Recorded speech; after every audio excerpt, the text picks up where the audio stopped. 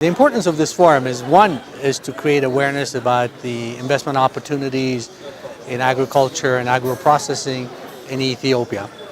And the second, at least for me, the importance of the forum is to create network, to look for partners, identify companies or project sponsors for people like us. Obviously, I know this market very well, but when you see them in an organized fashion at a conference, you have a few minutes to meet somebody and then do follow-up. So the networking opportunity is, to me, a very important component of this forum. Over the last several years, the Ethiopian economy, according to the World Bank, the IMF, and others who keep track of these kind of information, has said that is done very well. 10% plus GDP growth.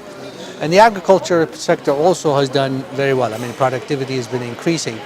I think from my perspective, Ethiopia now needs to focus more on value addition. At the moment, much of Ethiopia's agricultural export is commodity without adding value. Take a very simple example of coffee.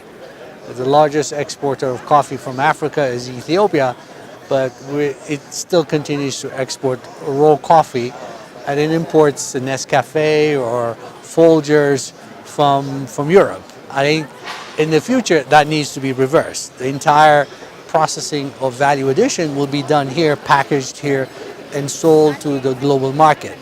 And I think that's the kind of focus we need to give. So investors coming into Ethiopia, to answer your question, should focus on value addition.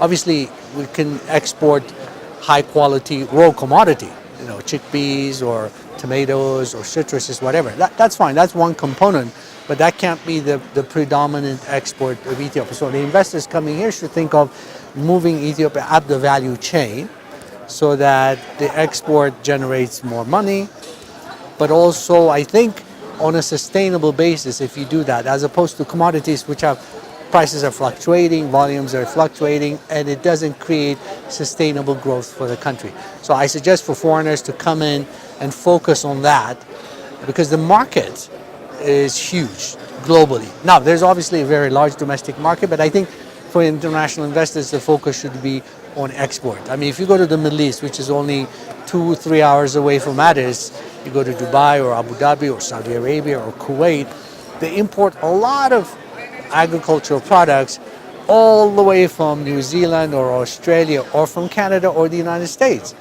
2, 3, 4 days travel time for the product to be on the shelves in the groceries, whereas we're just 2 hours away. And a huge opportunity. So the investors should focus on that, and I think they'll do very well.